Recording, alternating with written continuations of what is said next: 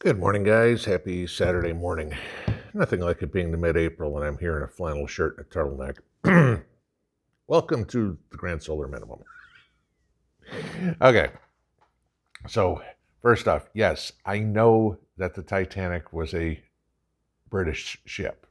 It's not the point. It's the outcome. We are the United States, if not the world, okay, is on a collision course with disaster. There's no question. And it's funny now when what we've been saying for years, decade at least, okay, ever since the Obama debacle, uh, we are now seeing bigger names than us realize what's going on.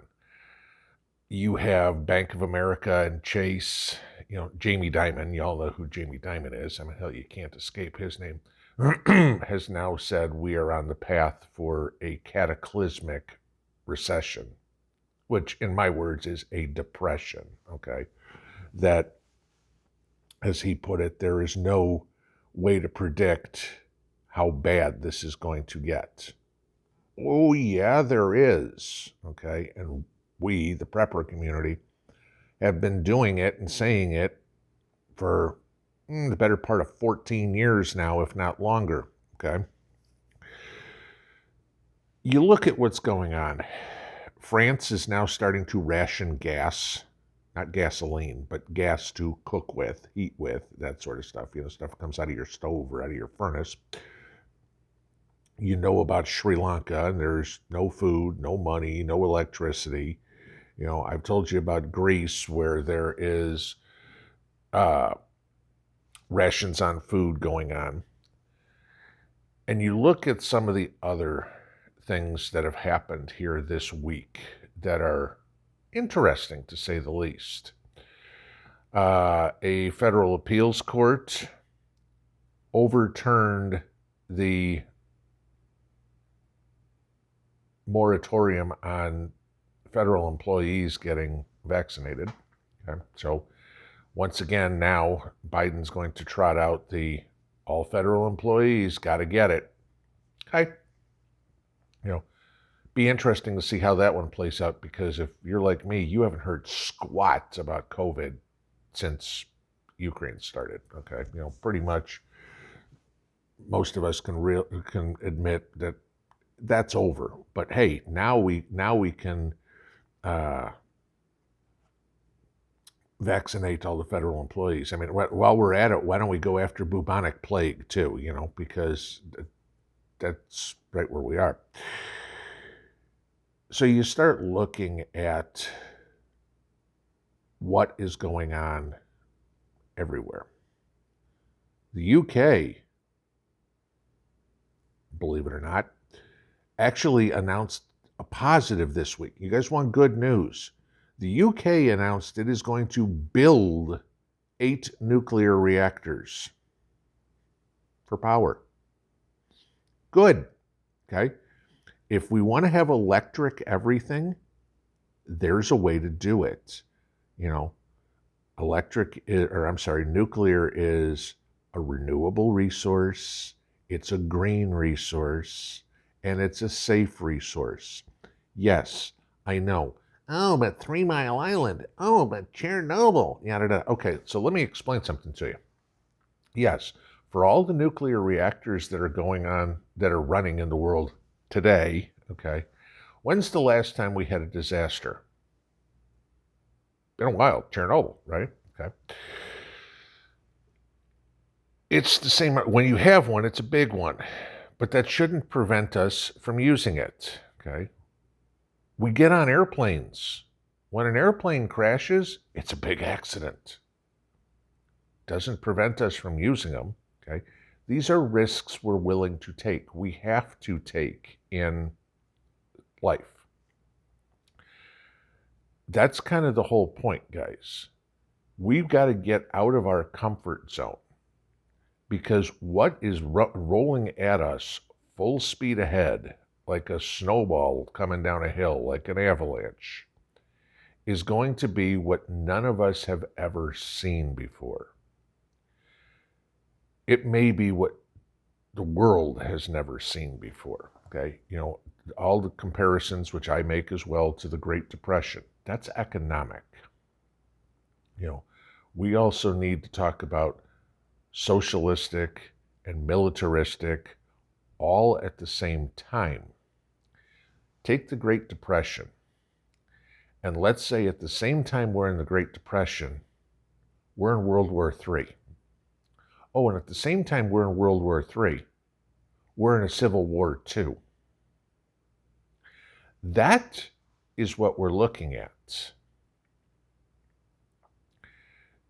You start combining all this at once, and I know you guys will tell me, oh, it's the rapture, and you'll quote everything, this is biblical and everything, and that's fine, okay? There's a lot of parallels. There's also a lot of interpretation to that, okay?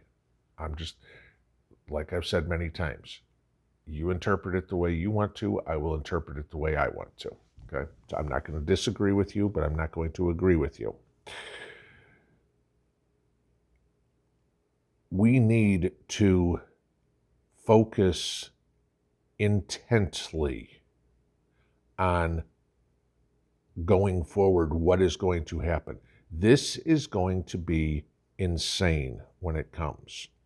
When the stock market crashes, which inevitably it's going to, all right? And I did the comparison the other day with what looked like in 1973, 74, okay? When all of a sudden the market implodes, which we know is going to happen.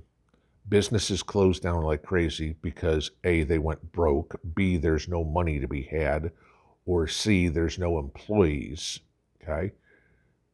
Then what? Too many normies are out there thinking it'll all get back to normal. Right now is as normal as it's going to get. If I want somebody to explain, how are you going to get back to normal to fix the damage that has been done with racial tensions in this world? It took us over 100 years to kind of fix the racial tensions between the end of the Civil War and the Civil Rights Movement. Okay, that was over 100 years. You really think it's going to happen like that, normies? You ain't going to be around to see it. Oh, so let's add a new one. Let's add the war on women, okay? And in response to that, let's add the transgender wars, okay? What is a woman? Ketanji Brown Jackson can't even define that. We got a Supreme Court justice now who doesn't know the difference between male and female. So we have that, okay? There are so many divides in this country that have been put on us, that have been forced upon us by politicians, that will cause civil war because everybody starts getting into their little tribes, okay? This tribe is all straight, white, heterosexual Christian people. This tribe is all people of color, transgender that came across the southern border. That's what you got going on, okay? And sure, there's a lot of this where people identify with one or the other, but they're going to be forced to pick which group they want to align themselves with. Because what if you have the straight person of color, Christian, whatever, who wants to join the straight white group, whatever it would be, okay? There's going to be a lot of that too. How is the animosity going to go? Are you going to look out of the corner of your eye and go, is that person really who they say they are? And the reason I say this, remember the sentiment in the United States 20 years ago about anybody who was Arabic. Anybody, okay? After 9/11. You saw somebody who was Arabic, of Arab descent, of any sort or whatever it is, and don't lie to yourself. You looked at them a second time and go, are they a terrorist? You made that decision. That's the same thing that's going to happen with civilly in the United States. At the same time, the economy collapses. At the same time, we have some sort of world war. Now, what happens? Are we going to fight on domestic soil? Are you going to fight that Civil War battle? Are you going to fight on that world battle? Okay, depends. How well is the government involved in this? Do they reinstate a draft? What if your kids are taken off? You go back and look at the Civil War in the United States, and you had brothers on both sides, okay? You're going to have that again. You think a two-front war in World War II, when we were fighting the Pacific theater and the European theater, you think that was chaotic? Imagine fighting a 3 or 4 front war, including one on domestic soil, against your own people, okay? I mean, let's get down to it. Liberals versus conservatives. That's,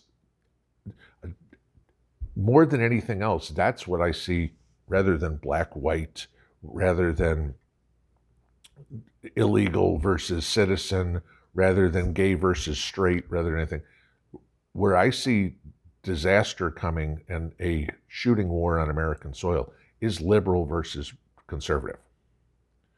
Because there is no going back.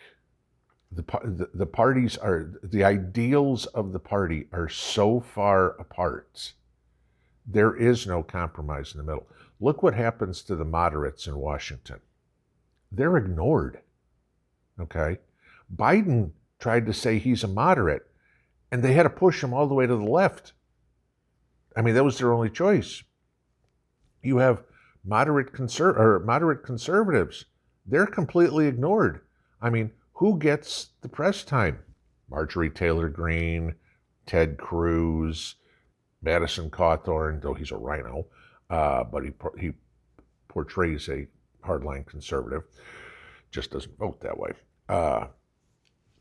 But this is what you got. You got this diametrically opposed group that has been done to us on purpose, guys. The wedges to divide have been expertly put into society, and not only U.S. society, but all around the world, because this is where the World Economic Forum, we want to sing Kumbaya and bring everybody back together. If everybody is fractioned off somewhere here, and there's little groups and little groups and little groups and little groups, it's a hell of a lot easier for somebody to come in and pick off a whole bunch of little groups than it is to pick off one big one. Our only way that we are going to make it out the other end of this is if we all start sticking together, saying this to globalism, this to communism, and stand up and say this to capitalism. Have a good one. Pinball out.